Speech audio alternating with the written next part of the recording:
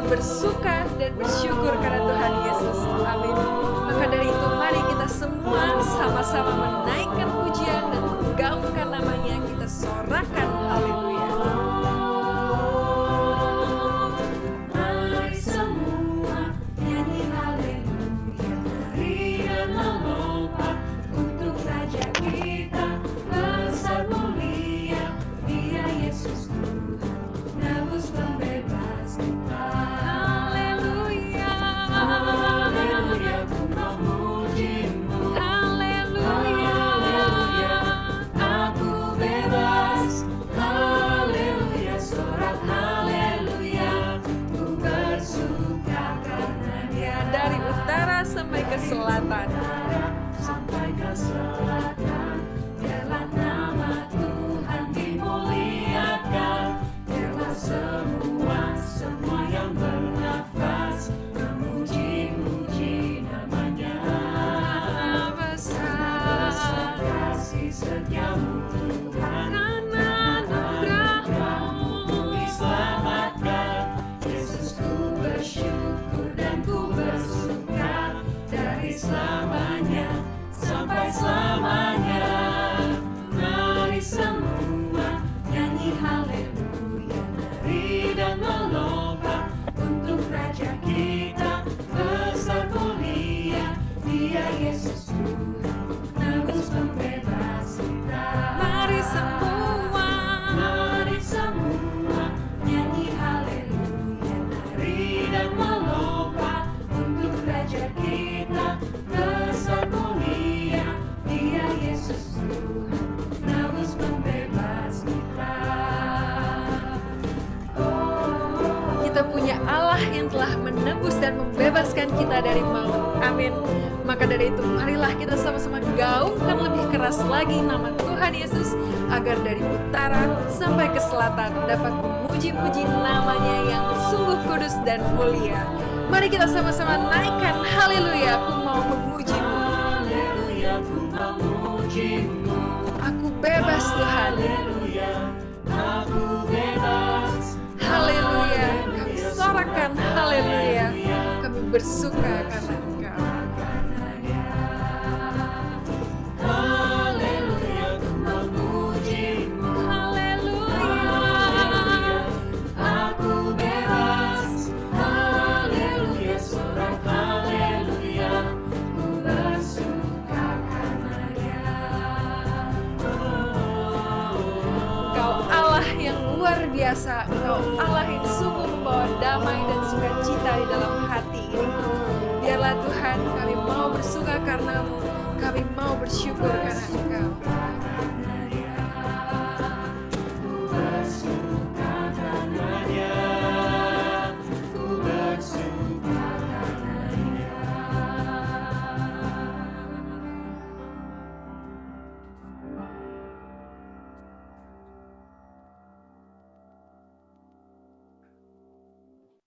Marilah kita semua bersatu dalam doa, dalam nama Bapa dan Putra dan Roh Kudus. Amin. Selamat malam ya Tuhan, terima kasih atas berkat-Mu pada malam hari ini. Kami bisa berkumpul di sini secara online untuk mengikuti acara panen. Berkatilah kami semua pada malam hari ini, Romo Kaisar, supaya dapat memberikan firman-firman-Mu yang terbaik untuk kami. Kemudian berkati juga koneksi internet supaya hari ini acara bisa berjalan dengan lancar. Juga para peserta yang sudah hadir di sini semuanya. Semoga kami semua bisa membuka hati, bisa menerima semua firman yang akan Kau berikan pada malam hari ini kepada kami. Kami juga mohon berkat untuk teman-teman kami yang sedang mungkin dalam perjalanan untuk mengikuti acara hari ini.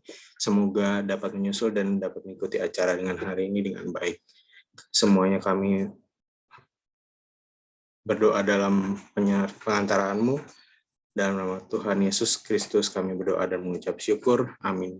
Dalam nama Bapa dan Putra dan Roh Kudus. Amin. Selamat malam semuanya. Selamat malam Romo, selamat malam teman-teman. Panen mungkin ada yang baru join. Welcome to Panen hari ini. Panen terakhir. Wow. Panen terakhir di tahun 2021. Nah, hari ini kita mau bicara tentang apa nih panen hari ini, Mega? Wah, hari ini lumayan jarang nih ya topiknya ya.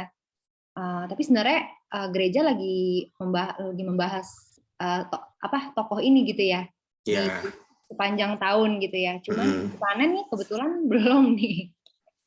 Nah, Kita molor ya, molor. ya. Sebenarnya tahun 2021 ini gereja salah satu mengangkat tema yaitu Santo Yosef Ya. dalam perannya dalam gereja sebagai pelindung, sebagai orang tua dari Yesus, juga teladan-teladan yang akan diceritakan pada malam hari ini oleh Romo. Iya. Tanpa berlama-lama mungkin kita perkenalan dikit dengan Romo. Ini pembicara hari ini adalah Romo Kaisar Octavianus Sihombing, OFM Cup. Nah, Romo ini bertugas di Padang. Dan sehari-harinya Romo ini aktif untuk mengajar dan membuat konten YouTube nih, sesuatu yang berbeda dengan Romo Kaisar. Mungkin kalau Subscribe belum? iya, kalau mau tahu subscribe itu sesuai namanya Mea Culpa. Mea Culpa. Nah, oke. Tanpa berlama-lama lagi dan kita sudah tidak sabar untuk mendengarkan Romo pada malam hari ini. Silakan tempat dan waktu dan screen-nya Romo kita persilakan. Oke. Sekarang ya. Ya. Terima kasih atas kesempatannya. Selamat malam teman-teman semua. Salam kenal. Saya sudah bagikan PowerPoint saya ke Levina, PTT Levina. Mungkin bisa di-share screen-nya. Oh, ini. Oke.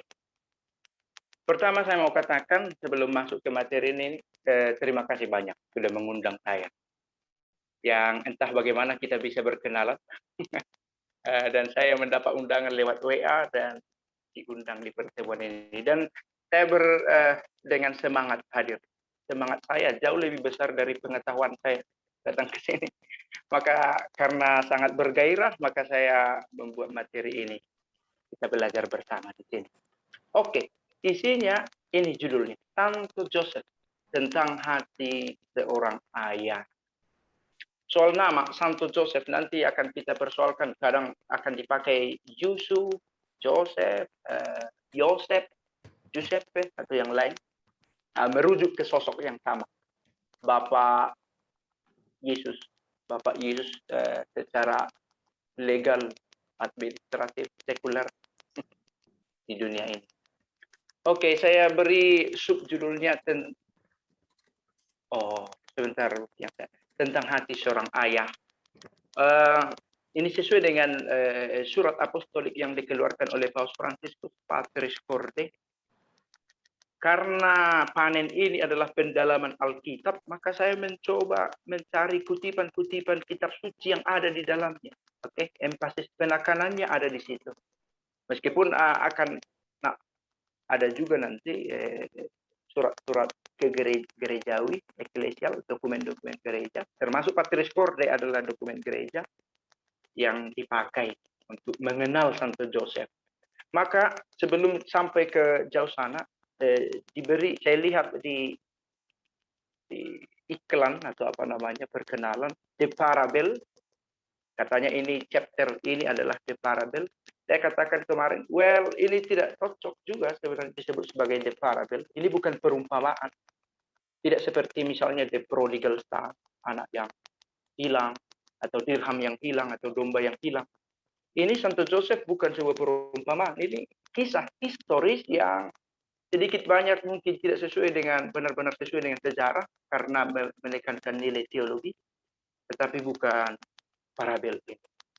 Tapi oke, kita mau melihat juga secara lebih detail lagi tentang Santo Joseph ini. Next slide. Perkenalkan, saya seorang kapusin, baju saya warna coklat.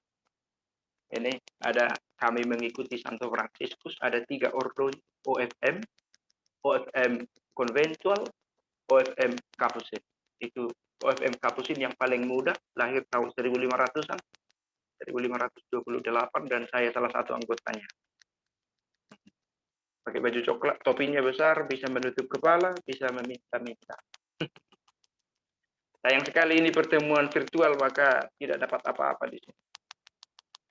Saya seorang kapusin sejak 2012, saya kaul kekal tanggal 28 Juli 2018, or tahbisan tanggal 30 Januari kemarin, awal tahun kemarin, baru-baru ini.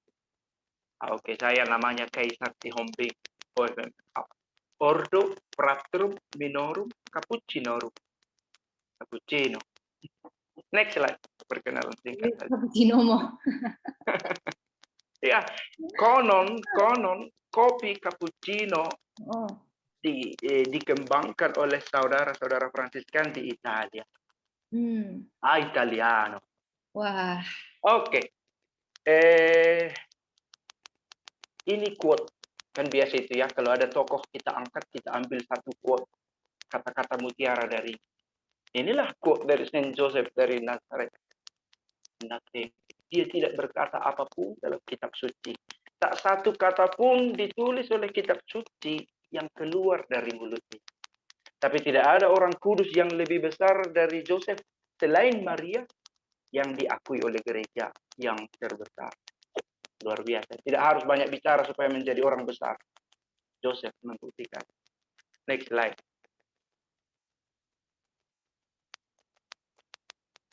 Oke, apa yang mau kita bahas outline? Mudah-mudahan membantu. Kenapa Santo Joseph kita bahas? Kita mau melihat latar belakang ya. Tadi sudah diawali tahun Joseph sebenarnya sudah berakhir 8 Desember. Tetapi ada perubahan dalam gereja yang membuat kita semakin perlu mempelajari Santo Joseph. Nanti kita jelaskan. Lalu Santo Joseph dalam Patris Corde, dokumen itu sedikit selayang pandang introductorinya. Lalu ada Santo Joseph dengan 7 poin refleksi. Ada teks-teks biblis kitab suci nanti yang mau kita lihat dan dari dokumen gereja tentang siapa Joseph ini. Lalu kita mau melihat korelasinya dengan OMK. Saya sudah tanya, ini pesertanya OMK atau tidak? Katanya OMK. Tapi sudah umur kuliah bekerja. Mungkin sedang stres karena kuliah atau bekerja atau enggak dapat jodoh. Nah, kenapa? Jomblo melulu. Nah, mungkin ada kita bisa lihat apa korelasi dari sesuatu yang khas dari Santo Joseph supaya yang jomblo-jomblo itu lebih tabah ya. Sampai nanti menemukan yang terbaik. Lalu kita mau lihat what next. Mau apa dengan mengenal Santo Joseph. Next.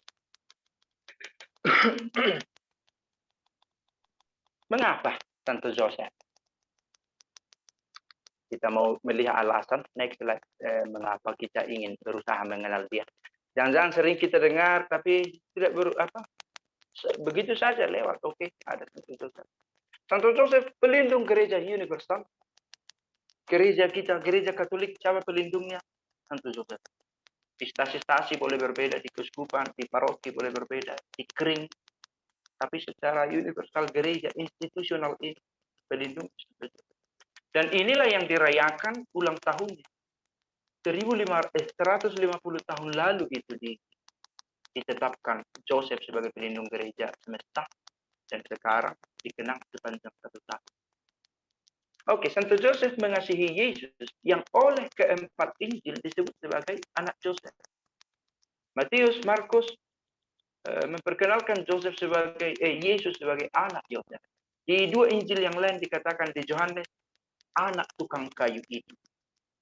Tetap merujuk kepada Joseph. Maka diperkenalkan secara historis bahwa Joseph itu papanya Yesus. Tetapi kita tahu bapak legalnya dalam arti di hadapan masyarakat. Maria mengandung dari Roh Kudus. Angelus Domini nunciavit Maria. Memberi kabar kepada Maria bahwa Maria mengandung dari Roh Kudus. Tapi dalam konteks sekular, papanya adalah Joseph yang mengambil Maria sebagai tunangan. Oke. Next. Nah, apa sesuatu yang istimewa? Para teman-teman OMK, kita semua yang hadir mungkin tahu ya bahwa kita sudah pakai TPE yang baru. Ada beberapa perubahan, saya tidak tahu di tempat teman-teman sudah dipakai. Kami yang di kampung-kampung ini mulai adjustment, penyesuaian, adaptasi. Beberapa ada yang berubah, termasuk ini. Di semua dua syukur agung, nama Santo Joseph sudah masuk. Cobalah dengarkan kalau ikut perayaan Ekaristi dengan TPE 2020. Sebelumnya tidak. Hanya ada bersama dengan orang kudus, terutama Santa Maria Bunda Allah dan semua orang kudus. Tetapi sekarang bersama dengan Santa Maria Bunda Allah, perawan dan Bunda Allah, dan Santo Joseph mempelainya, semakin dihormati. Ada privasi misa khusus hari raya Santo Joseph. Privasi ini ketika selesai saudara-saudari, berdoa saudara-saudari supaya persembahanku dan seterusnya. Tuhan bersama dan bersama roh. Lalu privasi. Ada dua khusus. Ada khusus untuk Santo Joseph. Baru ada di TPE 2020. Semakin istimewa. Next. Untuk mau mengatakan, Santo Joseph dipandang semakin istimewa. Tidakkah kita pantas berusaha lebih mengenalnya? Oke, siapa Joseph secara umum? Kita lihat sosok yang bekerja, tukang. Tidak banyak bicara, bahkan dalam kitab suci tidak dikatakan dia bicara. Setia menyertai. Pasti tidak gampang menerima seorang perempuan yang sudah hamil. Begitulah istilahnya, lebih langsung. Menerima itu sebagai tunangannya. Bahkan dia bermaksud menceraikannya diam-diam, tetapi dia memilih untuk tetap setia menyertai. Dan dia memiliki hati yang kebapaan. Nanti akan kita lihat berikut yang terkait dengan itu. Oke, sesuatu yang aktual untuk situasi kita sekarang ini, relevansinya. Kita baik untuk memandang penting setiap pekerjaan. Oke, pekerjaan tangan bukan hanya soal apakah ini profitable, apakah pekerjaan ini menghasilkan uang atau tidak, bukan. Tapi saya bekerja karena manusia itu dalam filsafat dikatakan homo laborans. Kita adalah manusia yang bekerja. Ketika kita bekerja, kita menemukan kemanusiaan kita. Cuci piring, mencuci baju, menanam bunga, hal-hal kecil semacam itu. Nah, kita mau melihat juga spiritualitas pekerjaan yang mulai diabaikan. Yang penting tidak apa-apa jadi kaum rebahan, penting ada cuan. Itu kadang sudah mendowngrade kemanusiaan kita. Karena kita itu manusia bekerja. Oke, awaskan banyak bicara. Oke, di media sosial. Sadari bahaya ketidaksetiaan. Kemudian pria dan wanita sama-sama mendambakan sosok kebapaan. Oke, ini nilai-nilai yang aktual yang bisa coba kita temukan dalam diri Joseph. Next. Mo, Ya. Permisi Mo, untuk earphone-nya ada kayak suara kayak tik tik tik gitu. Tiap kali oh apa gara-gara ke ini? Mudah-mudahan sekarang lebih jelas. Iya nggak? Masih ada bunyi-bunyi? Udah kurang ya, udah berkurang ya. Teman-teman, gimana Vin? Udah berkurang. Oh, masih Oke, ada. bisa diberitahu saya lewat atau lewat WA lebih. Okay. Sejak 150 tahun lalu, tahun 1870, Saint Joseph dimasyurkan sebagai pelindung gereja semesta. Diduga karena kebapaannya yang seperti bayang-bayang ada bersama Maria dan Yesus, selalu melindungi. Nah, untuk merayakan itulah ada untuk merayakan dan mendalami spiritualitasnya yang semakin urgen di masa sekarang. Dibuatlah sebuah surat apostolik, judulnya Patris Corde. Oke, itu bahasa Latin, bahasa Indonesianya dengan hati seorang bapak.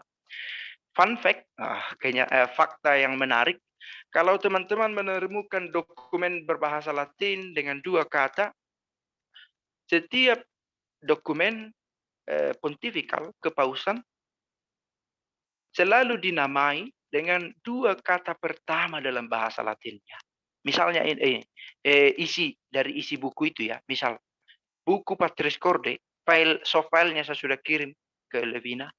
Ini kalimat kata pertamanya adalah dengan sebuah hati Bapa. Bahasa Latinnya itu Patris Corde. Maka kalau kita temukan dokumen lain, Lumen Gentium, terang bangsa-bangsa adalah Kristus. Sacrosanctum Concilium, ad gentes, perfecte caritatis, dan seterusnya. Saya pikir perlu juga kita tahu sedikit-sedikit. Kalau sudah tahu, sekedar mengulang. Oke, next slide. Jadi ada dokumen itu, Patris Corde, yang dibuat oleh Paus. untuk mengingatkan umat beriman tentang kehadiran Joseph. Tapi apa maksudnya lebih dalam tentang Joseph dalam Patris Corde? Oke, kita lihat di bagian kedua kita ini, slide ini. Lanjut. Oke, soal nama, mana tahu kita pernah melihat kok beda-beda sih? Beda-beda bahasa, beda isi pembahasan. Joseph di Ceko, Germany, Skandinavia. Joseph Greek di Yunani, juga di Latin dipakai nanti. Giuseppe di Italia. Joseph Polis. Jose Portugis, Spanish. Joseph Romania. Joseph Rusia. Joseph Gaelic di Perancis. Oke, soal penamaan. Mana tahu barangkali kita pernah mendengar Giuseppe, rupanya Joseph juga artinya. Atau Jose. Nah, next. Kita pakai di sini Joseph. Kadang Yusuf. Atau jangan-jangan saya juga kurang konsisten nanti. Kadang Yusuf, kadang Joseph. Joseph siapa? Adalah tukang kayu yang rendah hati. Matius 13 ayat 55. Seorang tukang kayu. Bertunangan dengan Maria yang sebenarnya dia mau menceraikan, tapi karena nasihat Allah dia tetap setia. Matius 1 ayat 18, Lukas 1 ayat 27. Seorang laki-laki yang adil. Keadilannya tampak dalam perlakuannya terhadap Maria dan putranya Yesus. Matius 1 ayat 19. Selalu siap sedia. Ini nanti yang menarik. Untuk melakukan kehendak Allah yang dinyatakan kepadanya dalam hukumnya. Lukas 2, 22, 27, 39. Dan melalui keempat mimpi. Ada 4 mimpi. 4 kali bermimpi Santo Joseph ini. Tukang mimpi juga dia. Bisa dilihat nanti di Matius 1 ayat 20. Ya. Matius 2, 13, 19, 22. Itu dia 4. Oke. Itu teks biblis ya di kitab suci. Gelar-gelar karakter yang diungkapkan tentang siapa Joseph. Di tradisi gereja, syukur kepada Allah kita punya tradisi gereja. Gereja menamainya sebagai pelindung gereja Katolik, itu yang kita rayakan. Pelindung para pekerja, tanggal 1 Mei ya, Labor Day. Itu seperti ada pesta Santo Joseph di sana. Penjaga sang penebus, dan dalam tradisi lama, Joseph sering dikenal sebagai pelindung kematian yang bahagia. Kita tidak tahu, hanya dalam tradisi gereja kita tahu akhir hidup Joseph. Karena dia dikatakan dalam usia tuanya dia meninggal. Dengan bahagia. In silencio. Tidak ada kontroversi, tidak ada drama. Meninggal dengan bahagia. Maka kalau ada misalnya kakek, nenek, opa, apalagi ama, kita yang sudah lanjut usianya sepertinya tidak lama lagi akan meninggal. Kita minta doa bersama dengan Santo Joseph. Agar bahagialah akhir hidup dari orang-orang yang kita cintai ini. Meninggal dengan bahagia. Banyak orang yang tidak dengan rela berakhir hidupnya di dunia ini. Maka kita doakan orang-orang yang akan meninggal bersama dengan Santo Joseph. Saya pikir ini juga hal menarik untuk kita ketahui bersama. Next.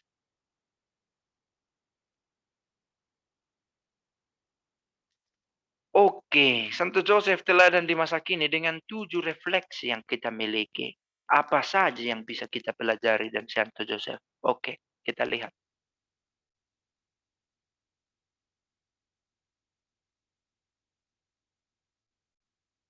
Pantaslah dia disebut sebagai harta karun gereja. Saya dalam beberapa kesempatan, kalau ada teman-teman yang mengikuti channel saya, Mea Culpa namanya, jangan lupa subscribe dan share videonya. Saya selalu katakan syukur kepada Allah, gereja Katolik merawat tradisi. Oke? Orang sering berkata, buat apa tradisi? Yang penting kan kitab suci. Kitab suci adalah tradisi yang ditulis dan dikanonisasi menjadi kitab. Dan tulisan-tulisan yang tidak dikanonisasi menjadi kitab menjadi sumber ajaran gereja secara tradisional. Para bapak-bapak gereja era patristik memiliki tulisan-tulisan yang juga kita pakai, dan kita berterima kasih kepada para bapak gereja. Misalnya refleksi tentang kita tahu bahwa Joseph ini harta karun gereja itu dari tulisan bapak gereja, misalnya Johannes Chrysostomus atau Bapak Paus dalam suatu masa. Johannes Chrysostomus berkata, Joseph menempatkan dirinya untuk melayani seluruh rencana keselamatan. Ini seperti figuran yang kalau tidak ada dia, ceritanya bisa banyak berubah. Bayangkan membawa Maria yang mengandung ke pelarian, lalu membawanya kembali ke tempat asalnya. Sebab kalau tidak akan dibunuh semua anak-anak yang lahir. Karena raja pada waktu itu mendengar ada raja yang lahir, yang tidak, dia merasa terancam pihak kekaisaran Romawi. Dan dibunuhlah anak-anak. Maka tanggal 26 atau 27, kita merayakan martir kanak-kanak yang dibunuh. Syukurlah Joseph membawa kembali Maria dan bayi kecil Yesus ini sehingga tidak ikut dibunuh. Nah, oke. Mengapa sampai ke sana? Kita berbicara sebagai Joseph sebagai harta karun gereja. Dan syukur ada tradisi yang membantu kita bisa mengenal dari generasi terbaru ini kekayaan gereja yang dulu pernah ada.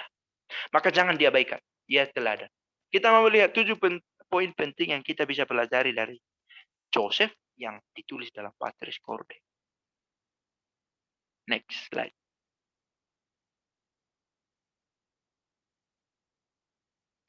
Joseph dan indahnya dicintai. Oke, para sahabat, sebenarnya barangkali pendalaman saya tidak begitu penekanannya sangat biblikal ayat demi ayat. Saya mencoba mengaitkannya langsung sesuatu yang praktis, reflektif untuk kita yang OMK yang mendengarnya. Mudah-mudahan sesuai. Oke, Joseph dan indahnya dicintai. Apa maksudnya? Next. Joseph adalah pribadi yang dikasihi. Oke. Sangat sedikit informasi tentang dia yang kita tahu. Maka sebelum The Parable, Panen membahas The Tradition. Sebenarnya lebih menarik kalau Joseph kita bahas dalam The Tradition. Tanpa tradisi sangat dangkal pengetahuan kita tentang Joseph. Tetapi karena refleksi yang begitu panjang, kita mengenal dia amat berharga. Namun ia menjaga 2 harta iman terbesar gereja, Yesus dan Maria. Inilah tokoh yang paling besar dalam kekristenan kita, dan guardian untuk mereka 2 ini adalah Joseph. Ini idaman banyak orang lah Joseph semacam yang menjadi pelindung, yang tidak berharap banyak dipuji, bersembunyi di balik layar tetapi vital. Ia seorang bapa yang memberi kenyamanan, ketentraman, perlindungan. Dan ia dijadikan pelindung di banyak tempat, di banyak sekolah, kelompok, pastor, dan suster. Devosi-devosi banyak dialamatkan kepadanya. Banyak. Kemarin saya pernah video tentang Joseph. Para suster KSSJ, Kongregasi Suster-Suster Santo Joseph, menyambutnya dengan positif. Karena banyak juga suster-suster yang mengambil spiritualitas dari Joseph ini. Dan Teresa Avia, kalau kita pernah dengar dia, memiliki 2 devotional terhadap Santo Joseph. Dan merekomendasikan Santo Joseph sebagai teman berdoa kita. Sebagai orang kudus yang menyertai kita dalam doa.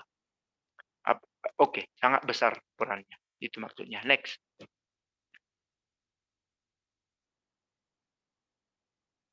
Dicintai itu penting sebagai bekal. Seperti Bapa mengasihi aku, demikian aku mengasihi kamu. Yesus sadar dirinya dikasihi oleh Bapa. Bapa di sini sebenarnya Allah ya. Tetapi itu secara real dipresentasikan oleh Joseph. Demikian aku mengasihi kamu. Kita jangan lupa Yesus itu manusia juga. Maka apa yang dia pelajari 30 tahun pertama hidupnya? Ketika dia bayi, anak-anak. Dari mana dia belajar menjadi laki-laki? Kalau kita mau mencoba interpret ya, secara historis Yesus yang historis ini. Pasti dia melihat, mendengar, belajar dari Joseph. Maka setiap perkataan Yesus, aksinya, caranya memandang hidup, tidak bisa dilepaskan dari Joseph juga. Karena like father, like son. Bagaimana bapaknya begitu anaknya, sedikit banyak. Kan begitu ya. Joseph dicintai karena peran besarnya yang dalam diam, tak banyak bicara. Bahkan tak bicara dalam kitab suci. Ia melindungi keluarga kecilnya. Joseph memberi banyak alasan agar ia pantas dicintai. Oke.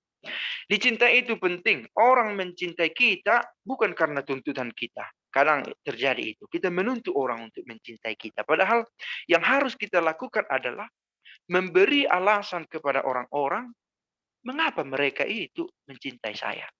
Oke? Jadi kita tidak memaksa orang untuk, atau mana tahu ada di antara kita, pacar kita. Kok saya tidak pernah dihubungi? Mungkin kamu kurang menarik untuk ditelepon. Who knows? Menyebalkan atau bagaimana? Kalau ada orang yang, kalau kita bercerita, dia mendengar. Joseph tidak banyak bicara. Dan orang-orang seperti ini dicari orang untuk teman sharing. Untuk mengeluarkan unek-unek. Kan gitu ya. Maka banyak orang mengasihi dia. Nah, ada saja orang yang menuntut agar ia diperhatikan lebih, diterima, diakui. Padahal itu di luar kendali kita. Kita tidak bisa memaksa orang mencintai kita. Yang kita bisa lakukan adalah memberi alasan kepada orang-orang untuk mengasihi saya. Pacar kita itu akan datang juga. Akan rindu kalau ada sesuatu yang shining dari kita. Oke. Next slide. Ite ad Joseph. Ini satu hal yang saya juga menarik untuk saya pelajari dari Patrice Corde ya. Joseph, papanya Yesus ini direlasikan, ada korelasi dengan Yusuf di tokoh di Perjanjian Lama. Ite ad Yosef itu bahasa Latin, artinya pergilah ke Yosef. Sebagai keturunan Daud dari akarnya Yesus bertunas menurut janji yang dibuat Nabi Nathan kepada Daud dan sebagai suami Maria dari Nazaret, Santo Yosef adalah sendi yang menghubungkan Perjanjian Lama dengan Perjanjian Baru. Selamatnya bangsa-bangsa Israel, Yakub dan keturunannya, karena ada Yusuf orang yang dibuang itu, tetapi menyelamatkan orang Israel dari kelaparan. Nah, ada Joseph juga di Perjanjian Baru yang perannya juga berpengaruh dalam karya keselamatan. Maka dikatakan ketika itu, pergilah kepada Yusuf. Ini satu perintah dalam Perjanjian Lama. Yusuf di sini sebenarnya Perjanjian Lama yang dimaksud. Tetapi di sini seruan ini diingatkan lagi ketika berbicara tentang Yosef di Perjanjian Baru. Pergilah. Apa artinya pergilah ke Yusuf? Kita bisa berlindung padanya. Kita bisa minta tolong kepadanya. Kita tidak akan kecewa kalau kepada dia. Kurang lebih begitu. Maka Yosef sudah sejak semula digambarkan sebagai sosok yang mengayomi, melindungi. Maka dia pantas dikasihi. Oke. Kurang lebih begitu ya. Ini satu nilai ayat kitab suci yang saya pikir menarik juga untuk diketahui. Oke, next slide. Oke, kita tadi sudah melihat Joseph dan indahnya dicintai. Dan sekarang kita mau melihat Joseph versus narsisisme. Sekali lagi, judul ini saya buat sebagai penjudulan yang reflektif. Tidak ada dibahas dalam kitab suci soal narsisisme. Tetapi ada korelasinya apa? Itu kita lihat di slide selanjutnya. Apa hubungannya? Justru keduanya ada di sisi yang berbeda. Justru di sana ada hubungannya. Tak satu kata pun terucap dari mulut Joseph di kitab suci. Namun, setelah Maria, tidak ada orang kudus yang lebih sering dibahas gereja selain Joseph. Ia tidak mengeksploitasi atau mengobjekkan dirinya demi popularitas, demi pujian-pujian dari orang. Saya tidak tahu apakah kita sudah pernah mendengar mitologi Narcissus. Dari mana kata narcis muncul? Ada seorang pemuda dalam kisah mitologi Yunani bernama Narcissus. Dia pergi ke kota-kota untuk memamerkan kegantengannya. Sangat ganteng. Sampai suatu waktu dia pergi ke satu jembatan. Di atas jembatan dia show off, pamer kegantengannya. Dan dia melihat ke bawah jembatan ada orang yang benar-benar sama dengan dia. Tidak mungkin ada orang yang seganteng saya. Siapa kamu, katanya. Dari bawah juga berkata, siapa kamu?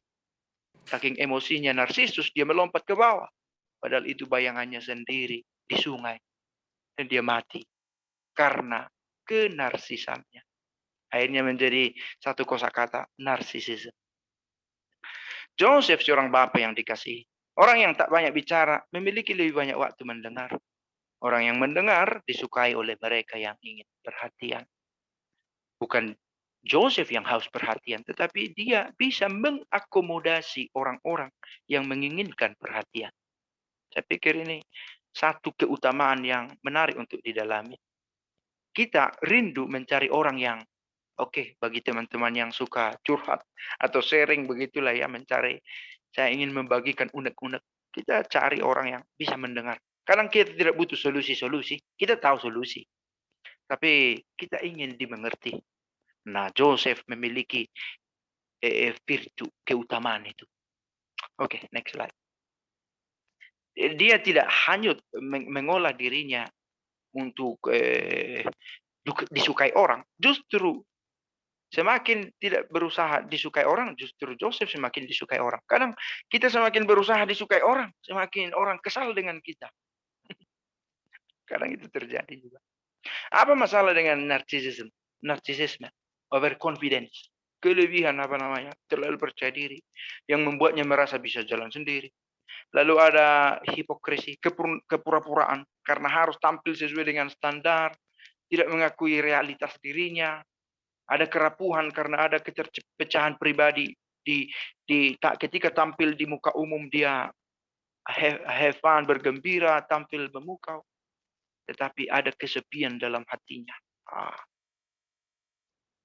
Karena dia berusaha menyenangkan orang dengan berusaha mengeksplor yang dia punya. Kadang kita butuh seperti Joseph ini yang lebih masuk ke kedalaman dirinya, tetap melakukan apa yang seharusnya dia lakukan sebagai laki-laki, sebagai perempuan, sebagai OMK, sebagai pekerja, sebagai seorang anak, sebagai seorang Katolik. Shining, lalu orang bisa melihat itu. Oke, itu saja. Bukan lelah mencari pengakuan-pengakuan. Next. Mudah-mudahan terang. Oke, ini untuk saya poin yang paling menonjol. Joseph dan penghormatan pada otoritas. Hormat dia pada yang memiliki otoritas. Dan ini krisis yang sekarang banyak kita alami. Oke, next slide. Kita mau lihat apa ini. Ada 4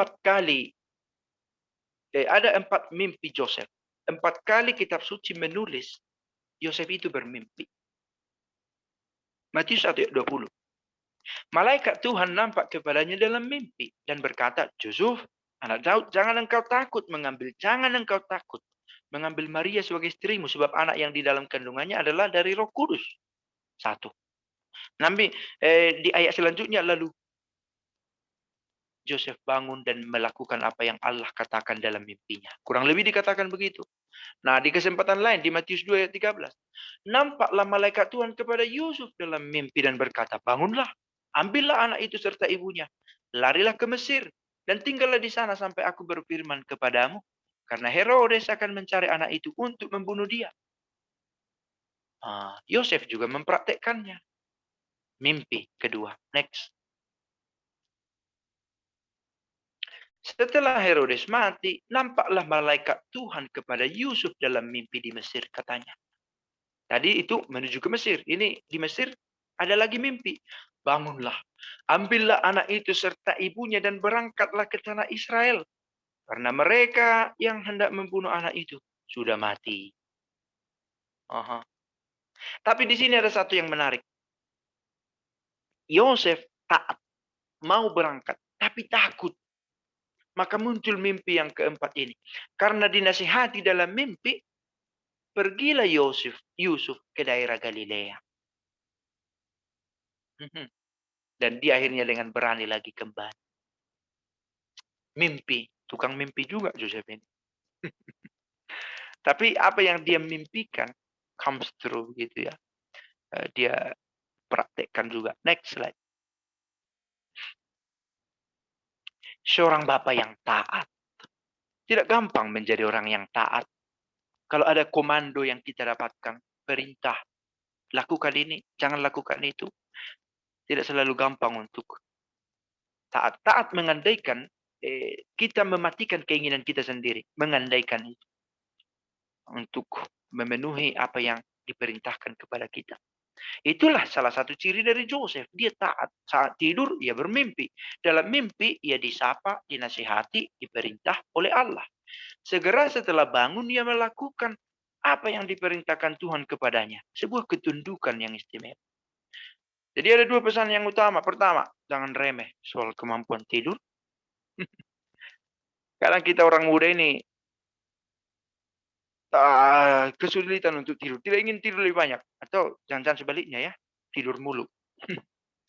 Tapi oke, tidur di sini dalam artinya mampu memasrahkan hidupnya kepada Allah. Kalau kita mau lebih menginterpretasi itu lebih spiritual, teologis. Jadi ada satu patung yang khas. The Sleeping Joseph adalah patung yang terkenal. Paus Fransiskus memiliki patung ini di meja kerjanya. Saya pernah baca itu. Saking penasarannya saya pernah search gambar paus. Dan benar di mejanya ada patung orang kudus. Patung Joseph yang tidur. Kedua, lakukan apa yang Allah inginkan. Itu satu pesan menarik. Yang kita bisa dapatkan boleh saja lewat tidur, oke. Tetapi juga dari orang-orang. Atau apa suara hati kita. Yang berusaha mencari apa yang Allah inginkan. Dan itu yang dilakukan Joseph. Sebuah ketaatan. Just do it. Oke, next slide. Kalau ada, kalau sudah terlalu lama bisa diingatkan ya. What should I do? Menarik. Saya tidak tahu apakah teman-teman semalam bergereja. Bacaan itu menarik. Setelah mendengarkan Yohanes Pembaptis, orang-orang banyak bertanya kepada Yohanes, apa yang harus kami perbuat? Oh, kalau ada 2 helai bajumu, berilah kepada yang tak punya. Dan kalau ada juga makananmu lebih banyak, lakukan juga begitu, beri. Lalu pemungut cukai berkata, apa yang harus kami perbuat?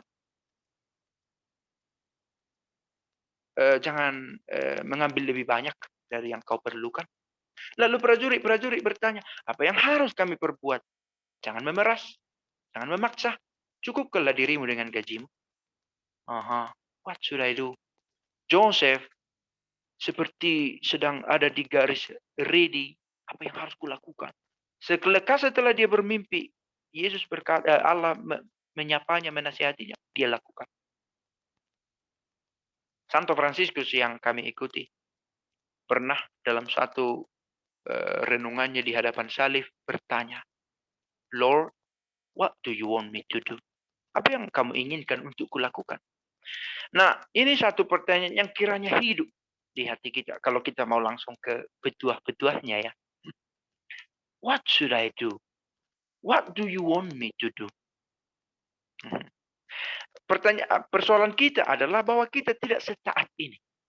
Saya tidak tahu ya, saya mengikuti saja di media sosial di dunia orang-orang Katolik sekarang. Sebenarnya ada rebellion kecil-kecilan. Ya, ada yang berusaha menjadi sangat ingin Katolik. Sudah jelas-jelas beginilah tata perayaan kita. Mau diotak-atik lagi. Tidak, kita harus kembali ke gaya yang paling kuno dulu. Padahal sudah keluar dokumen terbaru untuk itu, untuk menjinakkan itu Traditiones Custodes. Oke, mungkin itu dokumen terbaru dari Paus Fransiskus tentang penertiban tata perayaan. Oke, itu dalam liturgi kita. Lain lagi dalam hidup sosial kita sudah semakin susah untuk taat sekarang, untuk mengakui otoritas orang tua, perintah Allah, peraturan gereja. Masih adakah kita akui otoritas? Orang sudah berkata, it's my life. Dan propaganda dan iklan-iklan mengganggu ini. Sepertinya menaati otoritas itu kuno. Padahal gereja kita bertahan 2000 tahun karena penghormatan kepada otoritas. Sudah ada sejak abad keempat sudah mulai pecah gereja barat, gereja timur. Tahun 1054 secara definitif ortodoks pecah. Lalu kemudian, tapi di abad-abad awal juga sudah ada gerakan-gerakan separatis, Arianisme, Nestorianisme, dan lain-lain. Kita bisa dalami itu dalam sejarah gereja. Ada Protestantisme di abad pertengahan, Lutheran, ada Zwingli, ada tokoh-tokoh apalagi pembaru lainnya. It's my life. Saya mengenal Kristus kok. Tanpa gereja pun saya bisa mengenal Kristus. Yang penting saya sudah tidak bisa diatur. Saya sudah dewasa, gitu. Ini bisa juga berlaku dalam di tengah keluarga. Oke, mungkin itu urusan kita personal ya. Tapi itu terjadi. Hubungan kita bisa rusak karena ketidaksanggupan untuk diatur. Penting sekali sikap taat. Ketaatan kita berakar dari ketaatan Kristus. Oke. Satu kalimat menarik dari Yesus yang ketika saya OMK dulu di kampung, sering kami nyanyikan ini ketika jalan salib. Bapa sekiranya boleh, biarkan piala ini lalu. Namun bukanlah kehendakku, kehendakmu terjadi. Dan seterusnya, sudah lupa saya. Oke. Obedience ya, ketaatan. Ini yang mahal. Sekarang setiap orang bisa membuat interpretasi tentang imannya, tentang pekerjaan, tentang hidupnya, value, apa yang harus saya mau cari. Tetapi untuk taat dibutuhkan penyangkalan diri. Tidak semua keinginan kita harus dipenuhi. Tapi propaganda-propaganda masa kini yang sering kita dengar, kita baca, kita tonton. It's your life, it's my life. Tentukan sendiri. No, tidak bisa. Kita hidup itu, no man is an island. Kita hidup bersama dengan yang lain. Begitu ya. Gereja itu eklesia, perkumpulan. Perkumpulan bisa rusak ketika ada orang separatis begitu. Saya tidak tahu PA, Senen, panen ini, apakah ini perkumpulan offline juga atau hanya daring? Kalau offline kita kadang temui riak-riak itu. Ada saja orang yang ingin pada jalurnya sendiri susah diatur. Itu menjadi beban dalam perkumpulan. Itu biasa terjadi. Oke, saya agak lama di sini karena saya pikir ini penting sekali. Ketaatan pada otoritas bukan berarti tidak bisa bersuara.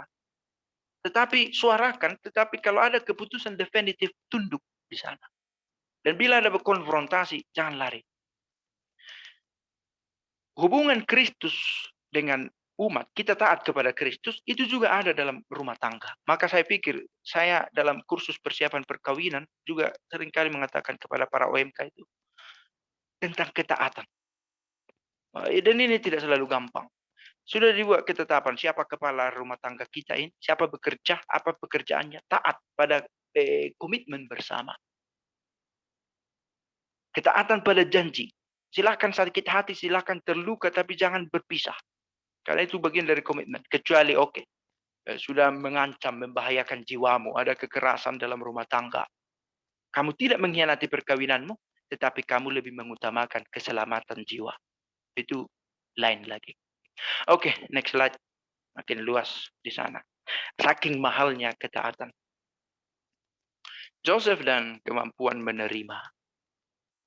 Joseph sanggup menerima yang sulit, tidak lari. Dan orang yang sanggup menerima adalah orang-orang yang tangguh. Oke, apa yang dibahas di sini? Next. Seorang bapak yang menerima, ia tidak menjelaskan, tidak ada berargumentasi, tapi menerima. Joseph menerima Maria tanpa banyak kompromi, ada komprominya. Karena dikatakan hendak menceraikannya dengan diam-diam, tetapi diperingati juga. Akhirnya taat juga. Menerima sejauh itu sesuai dan berasal dari kehendak Tuhan. Itu penting. tapi tak selalu mudah. Malaikat Tuhan memberi kabar kepada Maria dan ia mengandung dari Roh Kudus. Aku ini hamba Tuhan, terjadilah padaku menurut perkataanmu. Maria pun menunjukkan sikap kemampuan menerima.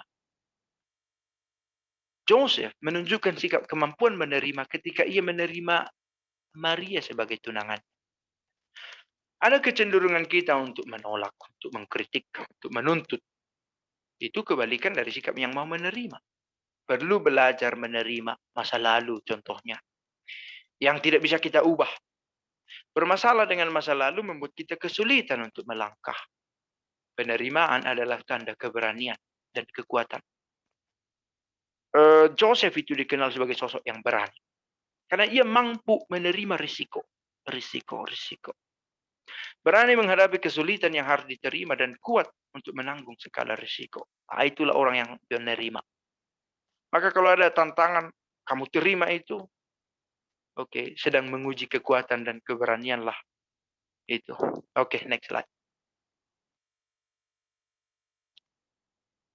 Nah, agar sanggup menerima, secara teoritis gampang mengatakan, tapi prakteknya ada banyak hal yang kita tidak bisa terima. Masa lalu kita, pengalaman buruk kita, atau bos kita, teman kita, saudara kita. Tapi Allah membekali kita. Jangan takut. Non timido. Pesan Allah juga kepada Joseph begitu. Jangan takut. Ketakutan membuat kita kadang bersikap aneh-aneh. Defensif atau ofensif. Inilah mekanisme pertahanan diri kita. Waktu kita takut. Akan kita mulai bohong. Contoh. Ketika kita takut, kita mulai menyerang. Karena kita takut. Orang yang tidak takut sanggup menerima. That is the point. Sekali lagi banyak hal yang diterima, kesulitan, ada peristiwa-peristiwa yang kita tidak bisa ubah. Satu pelajaran. Next. Oke, sengaja ini panjang ya. Saya ambil langsung dari Patris Corde. Penerimaan Yusuf mengundang kita untuk menerima orang lain sebagaimana mereka adanya, tanpa terkecuali. Dengan memberi perhatian lebih kepada yang lemah karena Allah memilih apa yang lemah. Dia adalah bapa bagi anak yatim dan pelindung bagi para janda. Dan memerintahkan kita, Allah memerintahkan kita untuk mengasihi orang asing. Saya, Fransiskus yang menulis Patris Corde, ingin membayangkan bahwa sikap dari Yusuf, bahwa dari sikap-sikap Yusuf, Yesus memperoleh inspirasi bagi perumpamaan anak yang hilang dan bapa yang berbelas kasih. Ya, kita lihat ya. Pastilah Yesus yang historis ini belajar dari bapaknya. Kita pun sedikit banyak mengimitasi bapak kita. Ketika usia-usia secara psikologis, mana tahu ada di sini mahasiswa yang mengerti itu. Ada saat ketika kita ingin mengcopy orang-orang superhero yang kita terima. Dan itu ayah kita. Gitu ya. Nah, Yesus juga melihat bapaknya dan itu menginspirasi dia dalam mengatakan perumpamaan tentang anak yang hilang, bapak yang berbelas kasih. Itu dia. Yusuf berpengaruh dalam diri Yesus. Oke, next. Yosef dan kreativitas di masa sulit. Oke, apa yang mau disampaikan di sini? Kita lihat. Oke, sederhananya begini. Kita tahu mempersunting Maria membuat Yosef dalam masalah. Tetapi masalah tidak mengkerdilkan Yosef. Justru dia semakin terdesak, semakin didorong untuk terlibat dalam karya keselamatan. Oke. Joseph didatangi oleh Allah, oleh malaikat Allah. Ia dipilih menghadapi kesulitan, menerima Maria yang mengandung dari yang lain, dari Roh Kudus. Banyak kesulitan Joseph menerima wanita yang mengandung, membawa mereka ke Mesir, membesarkan Yesus, merawat keluarga kecilnya, menafkahi. Benar-benar bapak yang paling diinginkan lah ini. Figur yang baik bagi Yesus. Kesulitan itu justru menjadi tantangan.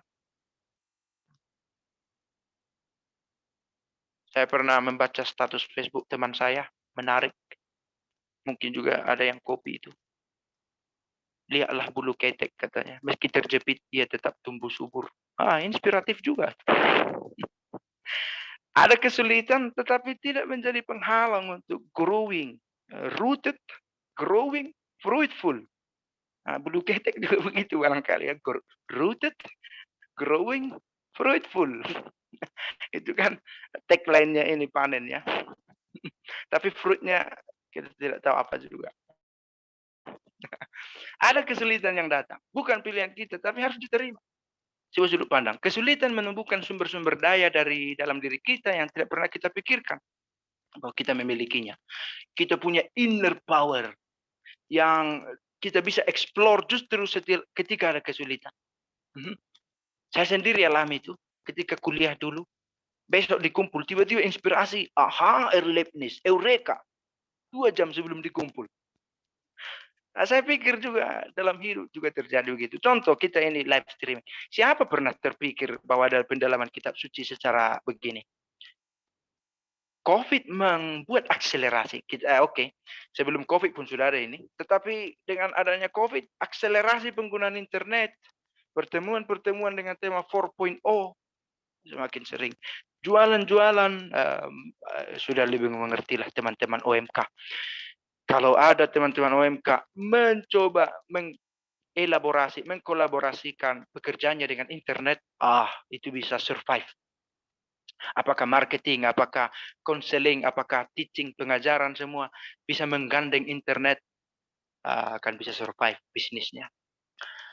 Nah, pandemi ini apakah menumbuhkan kreativitas? Atau contoh, dalam hubungan, kalau kita memiliki kesulitan dengan orang-orang yang kita cintai, dan jangan apakah kita memilih selesai atau oke, saya akan belajar menerima, belajar mengenal. Ini pelajaran berharga untuk saya. Ini mendewasakan saya. Oke, itu dia. Contoh yang paling nyata ya. Justru ketika orang Katolik itu dibatasi komuni karena pandemi, makin berani berkata, saya rindu Ekaristi. Saya sendiri mengalami itu, mendengar itu, sharing dari umat-umat beriman ya. Saya rindu misa. Tapi nanti setelah seperti biasa misa, toh nggak datang juga. Tapi ketika dipersulit, saya sudah lama tak menyambut. Menjadi sadar. Justru kesulitan itu itulah namanya blessing in disguise. Rahmat dalam sesuatu yang buruk. Ada saja sesuatu yang bisa dipetik. Oke, next. Apakah sudah kelamaan saya ngomong ini? Coba dipercepat. Bisa diperingati ya oleh MC. Kalau saya bicara bisa sampai larut malam tidak sadar. Yusuf adalah orang yang melalui kesulitan itu. Allah menjaga permulaan sejarah penebusan. Ia adalah keajaiban sejati. Bagian dari keajaiban itu. Si Joseph, Santo Joseph ini. Yang dengannya Allah menyelamatkan anak dan ibunya. No, belum. Allah bertindak dengan mempercayakan pada keberanian kreatif Yusuf yang setiba di Bethlehem tidak menemukan tempat di mana Maria bisa melahirkan. Oke, ia mengatur sebuah kandang dan menatanya kembali sehingga sedapat mungkin menjadi tempat penyambutan bagi putra Allah yang datang ke dunia. Ini saya juga mau bagi satu fun fact, fakta menarik. Tradisi Katolik membuat kandang domba itu dimulai oleh Santo Fransiskus abad ke-13 di Italia, di Greccio. Ketika itu musim dingin juga. Dia ingin mencoba melihat scene nativity itu. Bagaimana tampaknya? Maka ada kambing dimasukkannya ke kandang semua.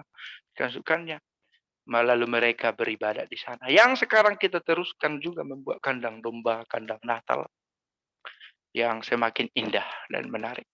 Oke, sampai di mana tadi? Oke, Joseph mempersiapkan itu. Berhadapan dengan bahaya yang akan datang dari Herodes yang ingin membunuh anak ini. Sekali lagi dalam mimpi Yosef diperingatkan untuk melindungi sang anak. Dan di tengah malam ia bersiap-siap untuk menyingkir ke Mesir. Kita sudah dengar tadi itu. Ini sebuah keberanian. Ini bapak yang berani. Tidak semua laki-laki seberani ini. Oke, next. Apa yang bisa kita ambil? Seperti tukang kayu dari Nazaret itu, ia tahu bagaimana mengubah masalah menjadi peluang.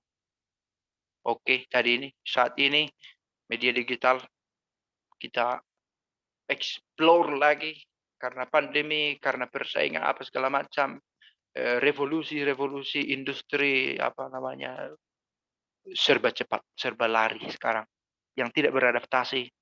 Tapi adaptasi tidak harus membuat kita hilang dari akar kita, dari spiritualitas kekatolikan kita. Oke, next.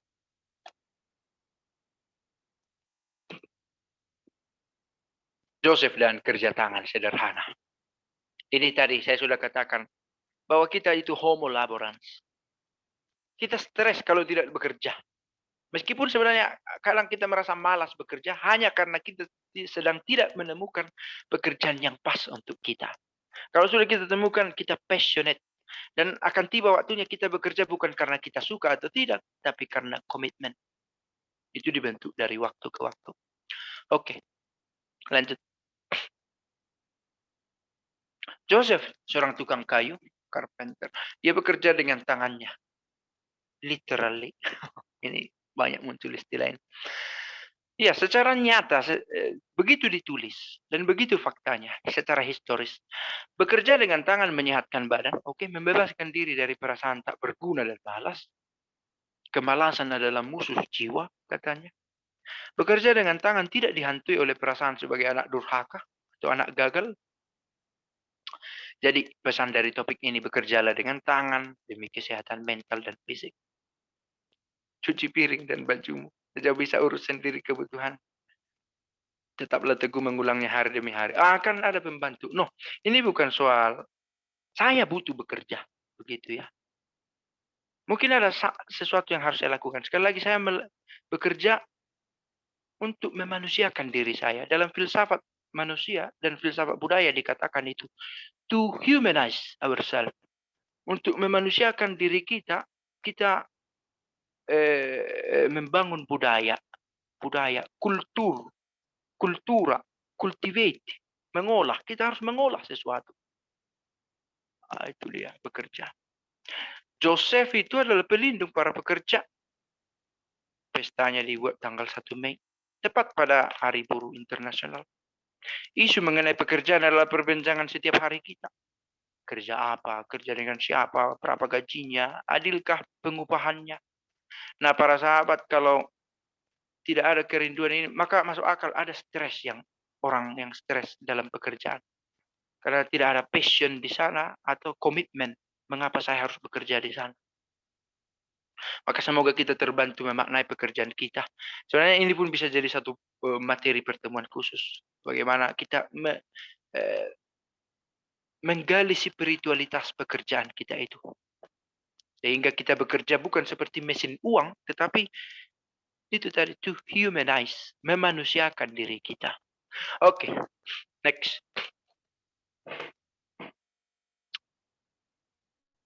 Jadilah pekerja yang memiliki nilai rohani. Oke. Jadilah seorang yang bekerja secara Katolik, begitu ya. Jadikanlah pekerjaan itu sebagai locus theologiae, tempatmu mengecap siapa Allah, merasakan kehadirannya.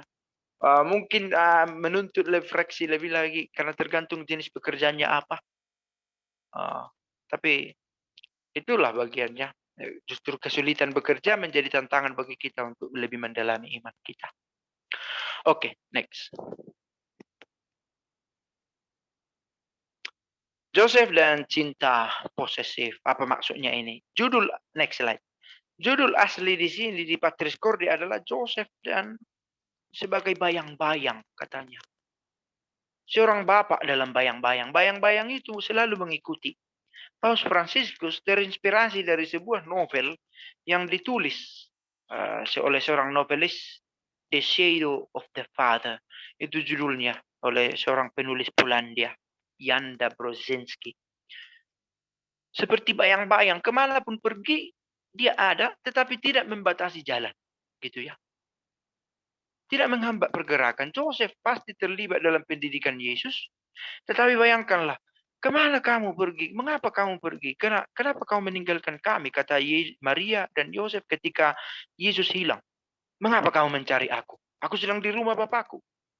Kan itu kedengaran seperti anak durhaka juga itu kan.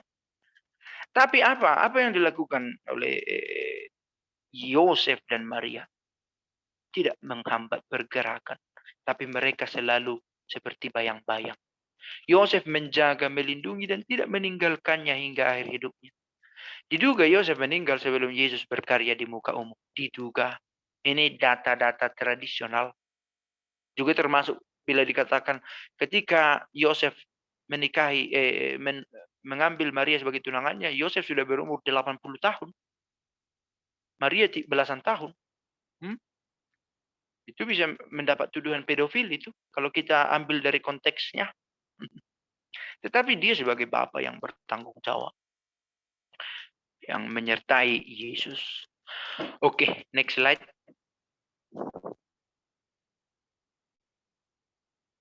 Terhadap orang yang kamu cintai, jangan menahannya. Jangan memenjarakannya. Jangan memiliki untuk mengekangnya. Cinta yang ingin memiliki untuk mengekang pada akhirnya selalu menjadi berbahaya. Memenjara, mencekik, membuat tidak bahagia. Mencintai adalah untuk memberi, bukan untuk mengambil sesuatu menjadi milik. Allah mencintai manusia hingga ia memberi putranya. Putra pun penuh cinta hingga ia memberi nyawanya. Manusia memberi apa untuk menunjukkan cintanya? Ini saya pikir bagian dari refleksi kita juga. Bahwa akhirnya dia yang kamu cintai, mencintaimu itu adalah buah dan pilihan bebas dia. Dan pilihan bebas yang bisa berubah ini dirawat dalam komitmen yang teguh. Itulah sakramen perkawinan yang kita miliki. Oke, next.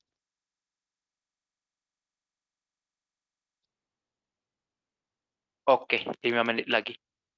Gambar Joseph itu sering ditunjukkan dengan bunga lili, melambangkan kesucian, kesederhanaan, tidak terlalu menonjolkan dirinya, tetapi itu tadi menunjukkan dirinya yang berani, mengayomi, melindungi seperti bayang-bayang, sanggup menerima yang mau bekerja. Ada 7 poin tadi. Oke, ini satu hal informasi tambahan saja. Dan ini tradisional, sekali lagi ini tidak ada dalam kitab suci persis ditulis. Oke, next.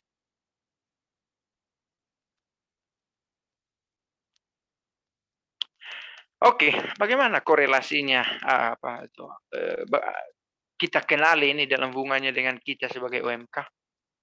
Sebenarnya ini hanya sebagai satu rekapitulasi atas apa yang sudah kita lakukan. Yang sudah kita dekati di poin-poin sebelumnya. Next slide. Bahwa kita mencoba menginternalisasi poin-poin yang kita renungkan itu. Di masa pandemi ini ada tantangan. Dan solusinya harus terus disempurnakan, dicari lagi. Ada anak kuliah tadi, ada yang curhat soal skripsinya. Semoga cepat selesai. Dan semoga lunak hati dosen pembimbingnya. Ada tantangan juga para pekerja. Ada tantangan yang sudah didesak-desak papa sama mama untuk menikah. Saya belum menemukan yang tepat. Bagaimana saya mau kawin? Contoh. Banyak kasus-kasus lain latar belakang hidup kita lain pula yang harus kita hadapi. Tapi semoga tidak hilang nilai-nilai yang istimewa dalam OMK kita. Entah itu secara personal juga secara komunal di kelompok dalam pertemuan intimasi. Orang berpikir bahwa dengan media sosial bisa menjadi pengganti kehidupan nyata. Tidak. Sebenarnya kita dalam kesendirian. Seakrab-akrabnya kita di sini berdiskusi, tapi saya sendiri di kamar ini, teman-teman sendiri di kamarnya. Nanti selekas pertemuan ini kita mau ngapain? Toh kita dalam kesendirian kita juga. Maka semoga juga kita bisa mengolah kesendirian kita ini dengan mencoba mengenali Yosef yang pribadi dicintai, sadar dirinya dicintai, tahu karena pertama-tama kita sudah mencintai orang, gitu ya. Sekalipun jarak ada karena pembatas sekarang ini, tapi kita tetap merasa bersama satu. Tetap aktus berbuat sesuatu di masa ini. Menunjukkan kekatolikan itu dalam diri kita. Saya tidak tahu apakah kita dengan berani menunjukkan kekatolikan kepada orang. Menunjukkan kekatolikan bukan hanya soal atributif. Tanda salib itu salah satu sebenarnya. Atau memakai rosario besar-besar di leher, di telinga, di mana. Tapi lebih ke passion, sikap hidup di mana kita berada. Nah, tadi kita poin-poin yang dengarkan itu bisa kita aplikasikan. Next. Itulah dari Santo Joseph. Nanti akan kita lihat itu ketujuh-tujuhnya. Sebagai komunitas, pertemuan kita ini pun tanda dari kreativitas dan keberanian kita. Apa yang kita dapatkan di OMK bisa memberi kita semangat, menyemangati kita. Dan di masa sekarang ini justru kita semakin butuh komunitas yang anggotanya saling membangun. Saya benar-benar senang ya bahwa ternyata hidup pendalaman Alkitab semacam ini di gereja kita. Ada pandangan orang Katolik itu enggak akrab dengan Alkitab. Saya pikir tidak, bukan harus kita pegang-pegang ke bawah kemana-mana, tapi memang membacanya hari demi hari, sedikit demi sedikit, mendengarnya juga membuat kita dekat dengan kitab suci, dan itu sesuatu yang berguna. Sebuah kreativitas kita rawat sekalipun ada pandemi ini. Oke, next.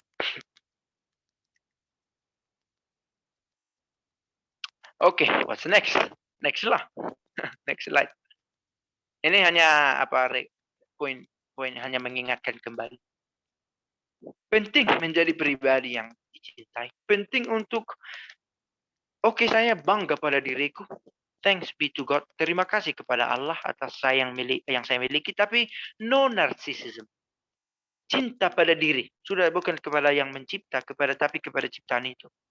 Dan ini yang juga penting, menghormati otoritas, taat. Lalu menerima, bukan menuntut. Kreatif dan berani. Penting juga kerja tangan, dan terakhir cinta non posesif.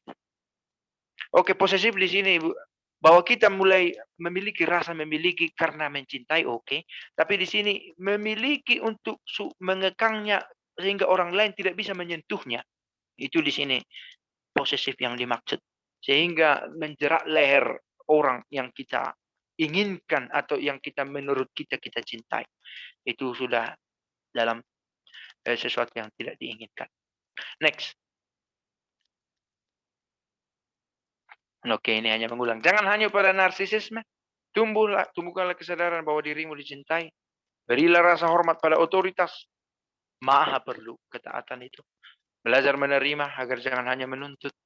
Berani, tetap kreatif terlebih di masa sulit ini. Bekerjalah dengan tangan dan tetaplah mencintai. Tanpa harus posesif. Lanjut. Ini dua yang ditulis Paus Fransiskus atau disertakan. Saya tidak tahu siapa penulisnya. Tapi disertakan dalam dokumen yang ditulis Paus Fransiskus. Salam penjaga sang penebus. Suami perawan Maria yang terberkati. Kepadamu Allah mempercayakan putra tunggalnya. Kepadamu Maria menaruh kepercayaannya. Bersama denganmu Yesus menjadi manusia. Next. Bersama denganmu Yesus menjadi manusia. Oh Yusuf yang terberkati, perlihatkanlah dirimu sebagai seorang bapa juga bagi kami. Dan bimbinglah kami di sepanjang perjalanan hidup. Perolehkanlah bagi kami rahmat, belas kasih dan keberanian. Dan lindungilah kami dari segala yang jahat. Amin. Masih ada? Next slide. Grazie mille. Terima kasih banyak. Pace e bene. Terima kasih. Oke, terima kasih Romo Kaisar. Kita boleh kasih tepuk tangan virtual buat Romo. Nah, setelah ini kita akan ada masuk sesi Q&A. Kita persilakan mungkin teman-teman yang mau bertanya langsung, kita persilakan ke Romo, bisa langsung open cam dan langsung di unmute ya. Dan jangan lupa pakai nama asli dan nama lengkapnya. Mungkin ada teman-teman yang mau, boleh raise hand di sini. Iya. Pertanyaan di Slido lumayan banyak ya, Vin ya. Siapa tahu ada Iya. yang mau tergerak mau langsung nanya. Tanya nih. langsung. Iya. Kayaknya nggak ada nih, Mau mungkin kita ngobrol langsung ke sama- Slido dulu, Meg. Oke. Oke, Boleh yang baca? pertanyaan. Ya, boleh, Meg. Mega. Oke, boleh. Jadi ini ada pertanyaan. Ya. Sebenarnya apakah kita boleh mengaitkan mimpi sebagai suatu pesan dari Tuhan? Tadi kan Yusuf menerima 4 mimpi kan. Oke. Apakah kita boleh mengaitkan mimpi itu sebagai suatu pesan dari Tuhan sih? Bagaimana kalau kita nantinya salah tafsir? Nah. Saya jawab langsung. Yes. Oke. Langsung. Jadi pewahyuan dari Allah. Ini kita sudah masuk dalam teologi ya sebenarnya. Puncak pewahyuan diri Allah itu ada dalam diri Kristus. Tetapi bukan berarti sebelum Kristus Allah belum pernah revelation diterwahyukan. Pertama lewat alam semesta kita bisa melihat karya Allah kan begitu ya. Lalu para nabi, lalu terutama Yesaya, apalagi masa Advent ini, Yesaya, persiapkanlah. Yang paling nyata Yohanes Pembaptis juga sudah diwahyukan siapa Allah itu. Persiapkanlah jalan bagi dia, katanya. Lalu memuncak dalam diri Yesus. Nah, Yesus sudah lahir secara historis. Nah, sekarang apakah berarti Allah sudah berhenti mewahyukan dirinya? Tidak juga. Dia tetap menunjukkan dengan berbagai cara. Nah, mungkinkah lewat mimpi Allah bisa menyapa, katakanlah. Mengapa tidak? Kalau saya katakan tidak mungkin, saya sudah membuat Allah itu terbatas. Kan begitu ya. Tetapi itu tadi saya sudah dikatakan oleh admin. Supaya jangan salah interpretasi. Kan begitu ya. Nah, saya juga sering merasa terganggu ketika ada membuat kesaksian-kesaksian. Oh, Yesus mengunjungi saya dalam mimpi. Katanya kita harus ambil nomor togel nomor sekian, contoh.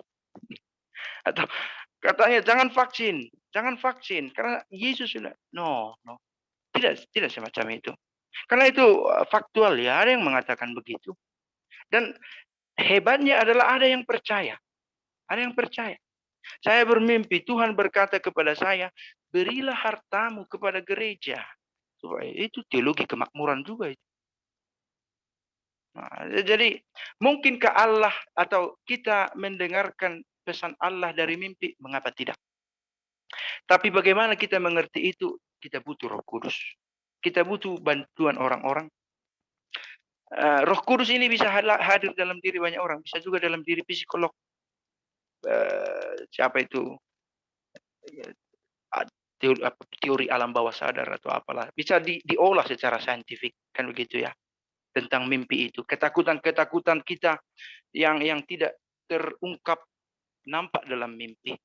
Nah, oleh psikolog kita bisa dituntun. Di sanalah Allah bekerja. Jadi bisa saja, tapi dalam cara apa harus lebih didekati lagi discernment-nya, pembedahan rohnya. Oke, itu yang bisa saya jawab. Terima kasih. Iya, thank you so much. Thank you, Mo. Ini masih ada pertanyaan lagi nih. Kita lanjut dari slide ya. Kalau mau tanya, kalau otoritas gereja oke lah, nggak perlu dipertanyakan. Tapi bagaimana kalau otoritas lain seperti orang tua, atasan di kantor yang mungkin bertentangan dengan hati? Gimana? Maksudnya otoritas untuk ditaati, begitu ya? Iya, benar. Tadi yang soal ketaatan. Oke. Jadi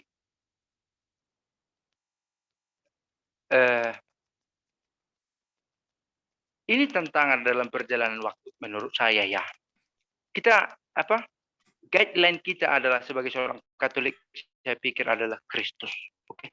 Guideline-nya adalah Kristus dan semua ajarannya, maka membaca kitab suci, mendengarkan ajaran-ajaran gereja adalah panduan bagi kita untuk semakin memperkaya suara hati kita untuk memutuskan yang mana yang benar dan baik.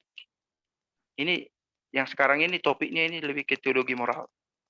Bagaimana kita memutuskan sesuatu untuk mengikuti yang serentak benar dan baik. Tidak cukup hanya benar dan tidak cukup hanya baik, tapi serentak benar dan baik. Nah, bahkan tidak dengan sendirinya pun dalam hal ini ya, karena ketaatan, jangan salah mengerti dengan ketaatan tadi, maka semua kata pastor harus kita ikuti. Bahkan dalam konteks gereja, tidak juga. Ya, juga harus dengan berani kita katakan, well, menurut saya itu tidak tepat, tapi saya tidak setuju, tapi saya kalau gereja mengatakan itu silakan begitu. Tapi kita yakin gereja tidak akan menyesatkan kita, gereja ya sebagai gereja, tapi sebagai ex homine gitu ya, dari pribadinya bisa saja. Nah, dari dunia pekerjaan lebih lagi.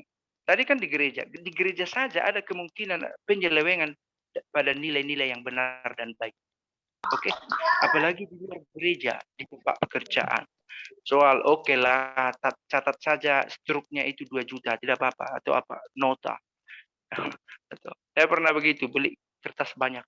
Ditulis berapa bang katanya? Tulis harganya, saya bilang. Atau dia beri nanti struk kosong. Itu kan soal memutuskan, saya mau taat atau tidak. Maka standar untuk menilai buruk dan benar, baik dan benarnya adalah tetaplah pada Kristus, ajaran gereja kita. Kalau kemungkinan otoritas yang di atas mengatakan itu, kita katakan juga kalau tidak benar, jika benar katakan benar, jika tidak katakan tidak. Lain dari itu berasal dari si jahat. Berhadapan dengan orang tua, seringkali kita bermasalah dengan tata krama. Kan begitu ya. Tidak, harus dikatakan orang tua kita terbatas. Bukan berarti karena saya anak, saya harus taat semua. Kan begitu. Tapi bagaimana dengan posisi sebagai anak, saya mengatakan ketidaksetujuan saya tanpa meniadakan keorangtuaannya. Gitu. Persoalannya adalah seringkali cara kita menyakitkan atau cara orang tua menyakitkan.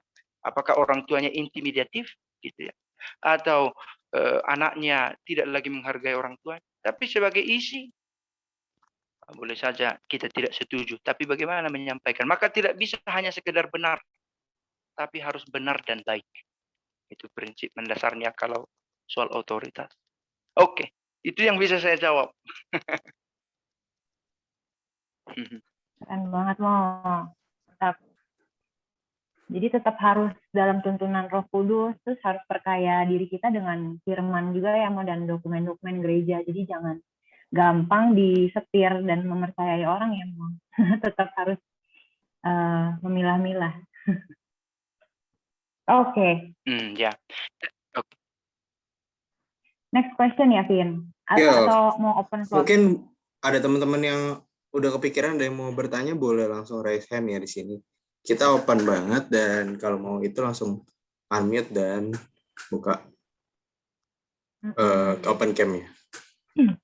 Belum ada ya kayaknya ya? Ada. 3, 2, 1. Belum. Oke. Oke. Mega, boleh pertanyaan selanjutnya, Mega? Oke. Iya, jadi ada pertanyaan lagi. Ini berkaitan dengan relasi kita dengan orang tua, Mo. Mo, apa yang dapat kita lakukan untuk menerima ayah kita yang jauh sekali dari sosok Santo Yosef, yang lemah lembut dan penyayang? Mungkin maksudnya ayahnya itu tersebut kerap menyakiti hati anaknya.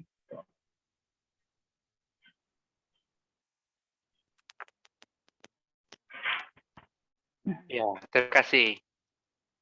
Oke, inilah fakta-fakta yang kenyataan yang ya tidak seindah dalam kitab suci yang kita alami, kan begitu ya.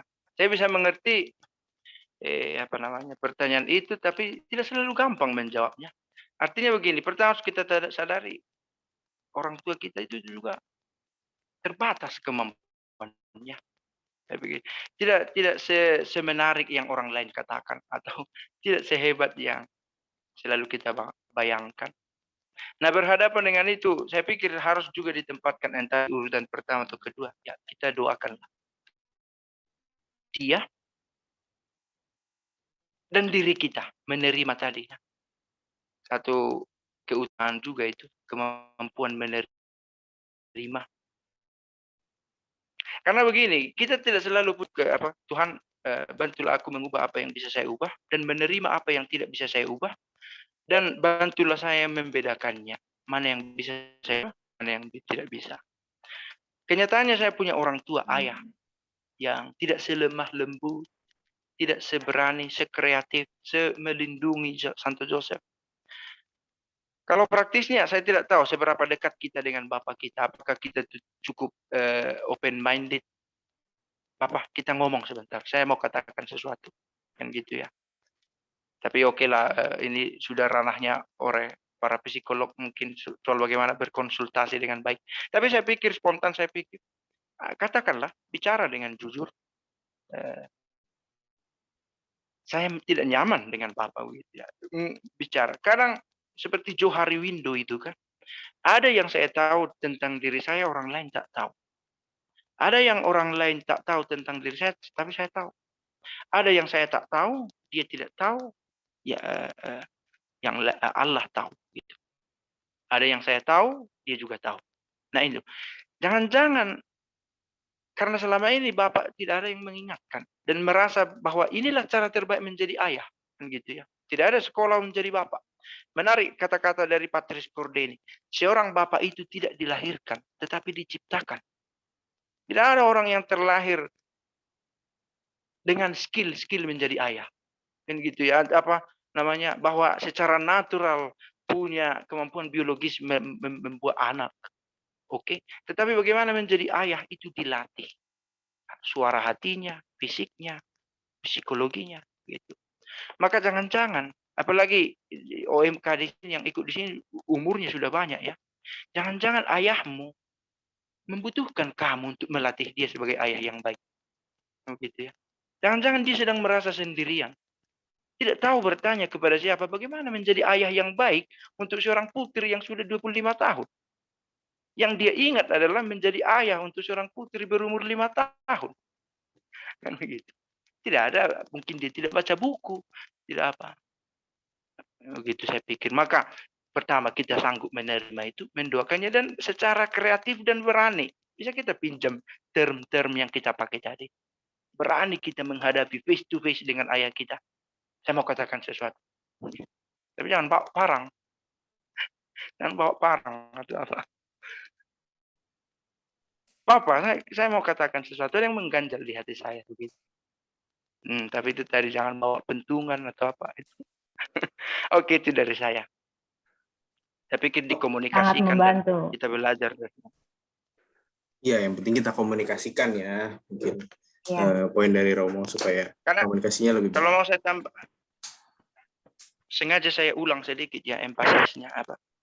Seorang bapak tidak dilahirkan, tapi diciptakan gitu ya. Jangan-jangan memang itu tadi, dia butuh seseorang untuk membuatnya menjadi ayah yang baik. Gitu. Saya pikir ini ide menarik dari Patrice Cordeta juga. Oke, thank you. Oke, masih belum ada yang mau bertanya.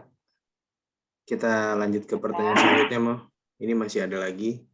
Romo, bagaimana kita sebagai OMK terus taat pada situasi yang nggak mudah saat ini? Apakah ada tipsnya biar kita sebagai anak muda tetap setia dan bertumbuh dalam iman?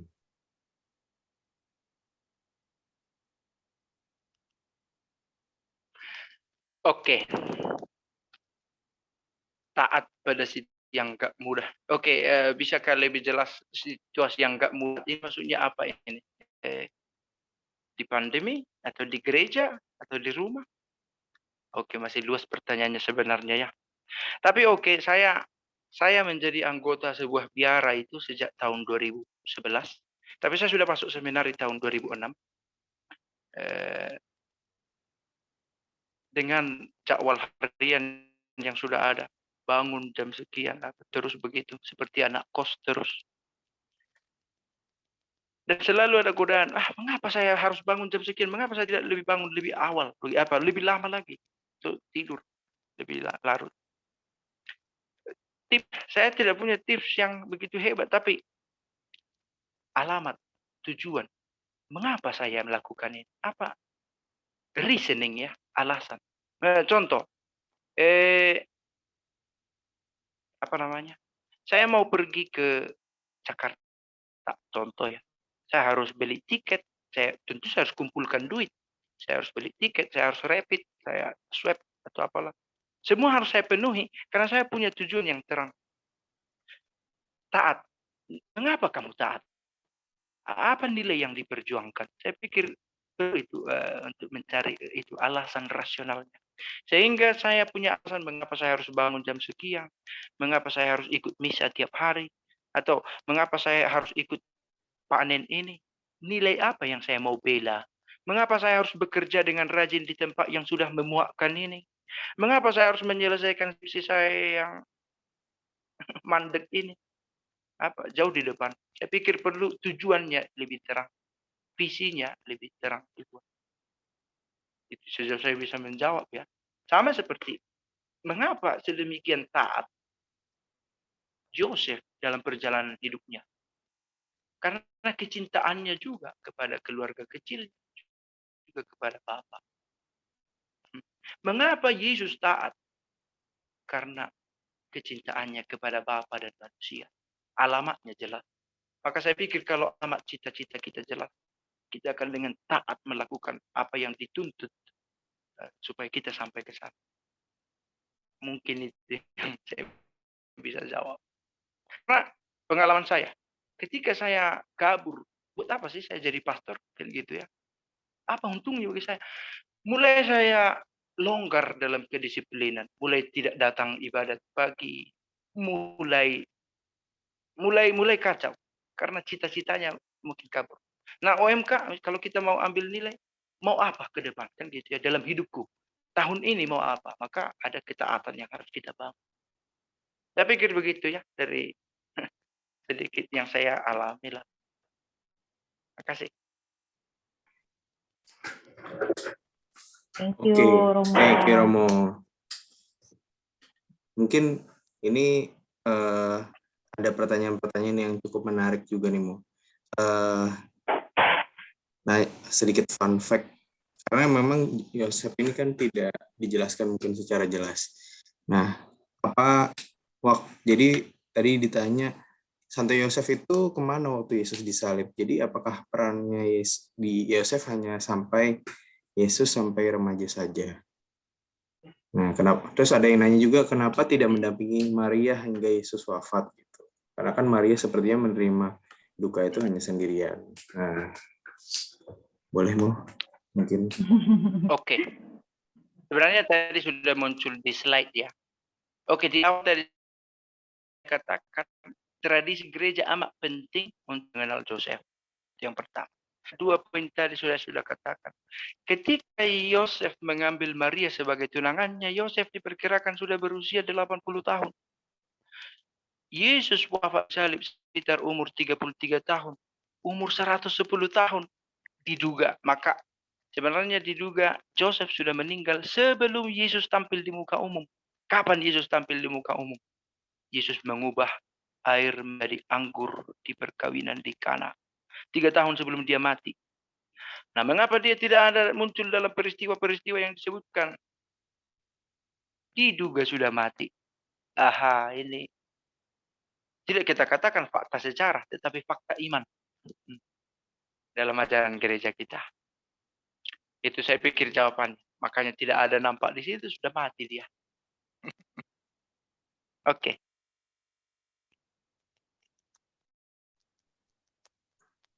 Menjawab ya? Ya, cukup menjawab. Sudah ya? Ya. Oke. Terus ini mungkin 2 pertanyaan terakhir kali ya Mega. Berhubungan waktu ya. Ini ada yang mau ini dulu nggak? Ada yang mau nanya dulu nggak mungkin? Iya, ada yang mau dari Zoom-nya nih. Ayo tampilin muka, wajah, kenalan nama Romo Kaisar nih, jauh-jauh dari Padang nih. Dan artis YouTube loh. Masa nggak mau ini kenalan. Mau by the way, aku ini deh, pengen tahu mea culpa tuh artinya apa, Mau? Oh, mea culpa. Itu bahasa Latin. Kalau kita berikut perayaan Ekaristi dalam ritus tobat ada dua pengakuan. Saya mengaku kepada Allah yang Maha Kuasa, kepada saudara sekalian, bahwa saya telah berdosa dengan pikiran dan perkataan, dengan perbuatan dan kelalaian. Mea culpa, mea maxima culpa. Itu bahasa Latinnya. Kalau di bahasa Italia, mea colpa, mea grandissima colpa. Kesalahanku yang paling besar. Ini saya pakai nama media sosial yang saya buat tahun 2012 karena banyak dosa kutemukan di internet. Maka saya warning diri saya. Tapi akhirnya saya pakai, kebetulan nama akun Gmail saya kan.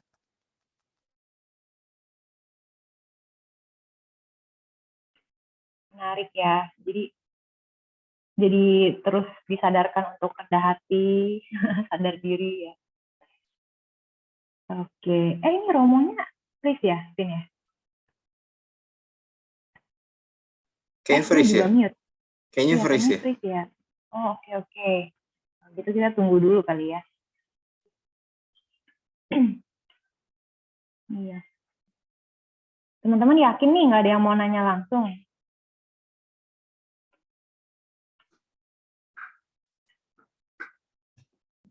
Oke, romonya keluar deh. Keluar nih kayaknya. Iya, ngambek nih romonya nih, karena kalian nggak ada yang Nggak ada yang nge-like nanya. video, nggak ada yang ini. Ayo dong panen, kita tunjukin kalau kita komunitas yang welcome ya, dan atentif, ikutin PA-nya ya nggak sih, Vin? Kita buka Betul. kamera, Biar ya kan? atraktif Langsung juga. interaksi, tanya jawab sama romonya. Hai Tea. Nah, ayo ikutin Tea. Mari kita buka kamera. Mumpung guys, jadi nanti Romo kaget pas dia masuk. Udah banyak Ini yang udah ini ada. nih muncul. Thank you Joy. Nah, oke. Nah, Romonya udah join. Oke. Mungkin ini iya. pertanyaan terakhir kali ya, Meg ya. Lanjut ya. Ya, ini mungkin pertanyaan terakhir dari Slido. Romo, bagaimana caranya bisa menemukan pekerjaan yang merupakan passion kita? Jujur rasanya lelah sekali bekerja beberapa tahun ini, baik secara fisik dan mental.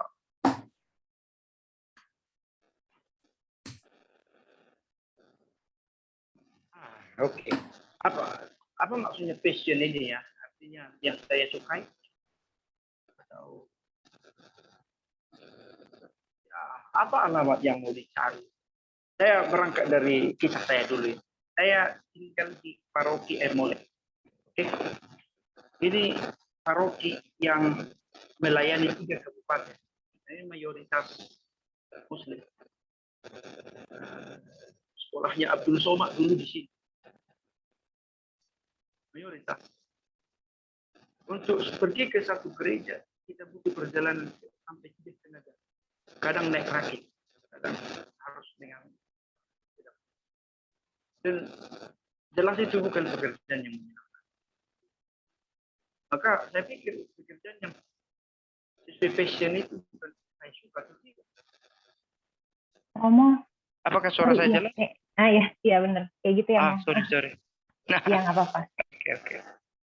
So, artinya saya juga siapa tadi yang bertanya? Teman sama kita, saya pun sedang melakukan pekerjaan yang saya tidak suka. Gitu ya. Sudah tidak ada gajinya. Kadang kehausan, kelaparan di jalan juga. Keringat lagi, segala macam. Tidak disambut dengan hangat macam-macam. Ini bukan curhat kecolongan ya, tapi karena pertanyaan tadi. Nah, apa itu artinya pekerjaan yang saya ada passion saya di dalam? Bukan soal saya suka atau tidak. Tapi mengapa saya lakukan ini? Saya tidak tahu apa. Saya mau membiayai masa depan. Kebetulan gajinya ini besar atau saya mendapatkan upah di sini. Saya lakukan ini dengan baik. Oke, karena saya pernah baca ya artikel, mana kamu utamakan, upahnya, salary, atau passion. Mengapa kita tidak pilih yang serentak memuaskan dalam hal keduanya? Passion itu bukan soal rasa, tetapi komitmen. Karena soal suka atau tidak itu bisa berubah. Perasaan kita tidak stabil. Kadang hari ini saya mood, besok tidak mood. Passion bukan soal mood, tidak mood. Tapi why I have to do this? Kan gitu ya. Bukan soal, oh ini sesuai dengan hobi saya. No. Kadang kita juga bosan dengan hobi kita. Tapi soal nilai, value, saya pikir. Dan saya menemukan, saya bertemu dengan keluarga-keluarga muda atau yang sudah rindu pada value, nilai. Di sini banyak punya sawit ratusan hektar, tapi mau apa saya dengan hidup saya? Soal pencari siapa yang saya mau bahagiakan. Maka tetaplah bekerja, tetapi apa yang mau dicapai? Oke, ya mungkin ada pekerjaan yang benar-benar memuaskan. Kalau ada plan B, bagus. Karena saya juga pernah dengar, jangan tinggalkan pekerjaanmu kalau belum ada pekerjaan lain di plan B. Jadi pengangguran pula. Tapi oke, kalau rasanya sudah bosan di pekerjaan sekarang, jangan langsung tinggalkan, karena bosan itu sebuah perasaan. Dan perasaan itu, de gustibus non disputandum. Soal rasa itu tidak bisa diperdebatkan. Itu bisa kadang hari ini enak, besok sudah enak. Kan gitu ya. Tapi saya pikir passion ditemukan kalau kita tahu alasan mengapa saya tetap bekerja. Saya harus survive. Atau apalah yang kamu tempel di dinding kamarmu. Saya harus tetap melakukan ini. Saya harus tetap membahagiakan pacarku, suami istriku, suamiku, orang tua. Kalau ini harus pekerjaan yang harus kedua, I just do it. Saya pikir itu passion. Suka tidak suka, tetap kamu lakukan. Karena kamu punya alasan untuk itu. Bukan soal jenis pekerjaan. Menurut saya ya. Karena itu tadi, pekerjaan menjadi pastor di sini nggak enak. Tapi I have to do this. Oke, itu saya pikir jawaban yang bisa saya buat. Mudah-mudahan jelas dan kedengaran suara saya. Oke, thank you Romo Oke. Kaisar. Jawaban yang Makasih, menutup Romo. dan sangat menggugah kita ya. Jadi Iya. hari ini banyak sekali poin-poin yang kita dapat. Iya, Gimana poin-poin Mac poinnya? Poin-poin pentingnya? Iya, penting banget. Apa namanya? Ternyata Santo Yosef tuh ya, aku belajar sih kayak dari sesi hari ini. Memang tokohnya nggak banyak, nggak ngomong sama sekali ya mau di Alkitab. Cuman ternyata teladannya itu banyak banget. Kayak belajar untuk kayak dia itu ternyata orangnya bisa seperti itu karena memang dia menaruh harapan dan percaya banget sama Tuhan ya. Dia benar-benar taat sama Tuhan. Terus dia tuh bisa apa ya, bisa pasrah, bisa lego aja, bisa kayak ya apa namanya, nggak menuntut, nggak banyak bertanya-tanya kepada Tuhan. Kalau misalnya aku bayangin saya sendiri mungkin kayak kenapa kayak mungkin banyak ngeluh atau gimana. Cuman kalau Yosef ya kayaknya dia ya udah gitu kayak, dan segera melaksanakan kehendak Tuhan. Itu benar-benar apa ya, teladan banget sih. Dan dia juga bisa hidupnya sederhana juga gitu. Dan ya keputusan dia menjadi pelindung, menjadi apa, imam dalam keluarganya itu ya kelihatan sih dari Yesus, Maria juga terus bisa kuat sampai seperti itu juga pasti ada wejangan, ada kekuatan juga dari Yosef ya, ada relasi di antara mereka bertiga. Jadi sangat terbuka banget nih hari ini. Ya. Oke, Gimana, Ben?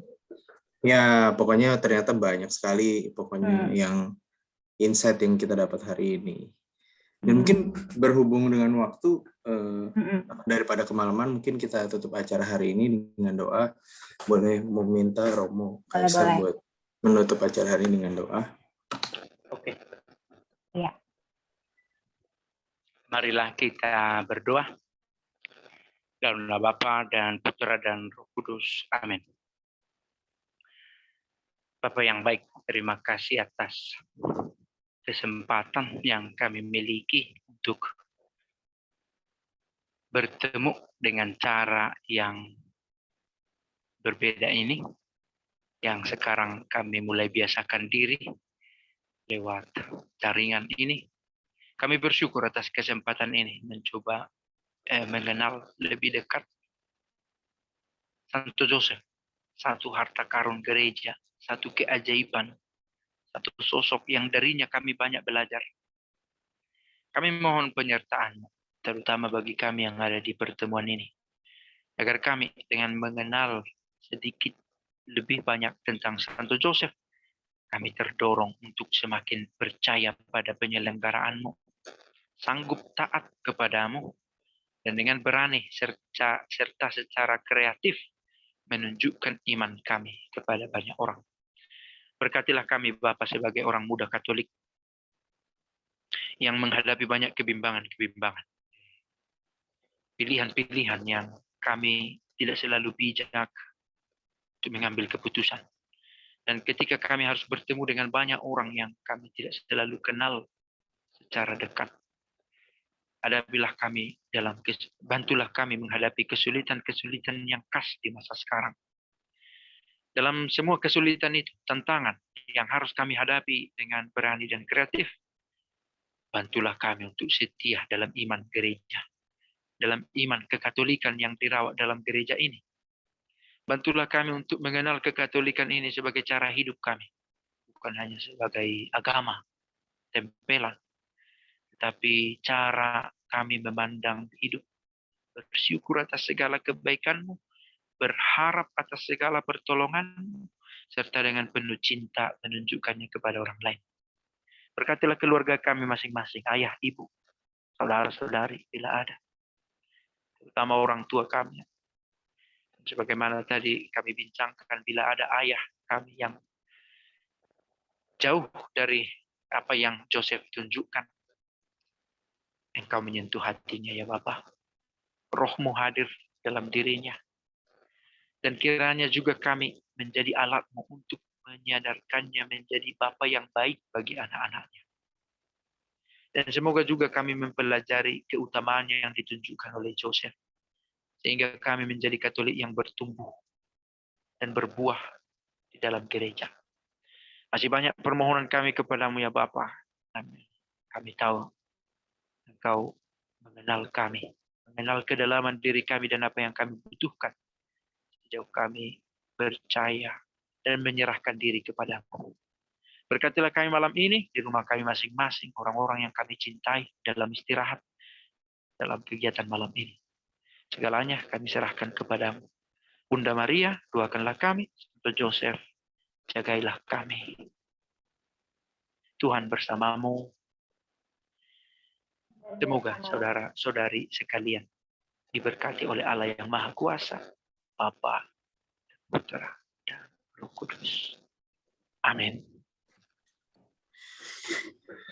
Amin, thank you. Terima kasih banyak buat Romo Kaisar buat waktunya malam hari ini. Terima kasih juga atas pengajarannya yang luar biasa. Mungkin teman-teman boleh kasih aplaus secara virtual.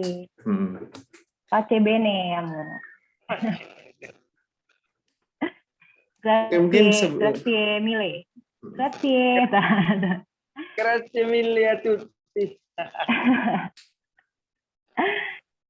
Ya. Oke, mungkin sebelum mungkin Romo juga udah waktunya selesai.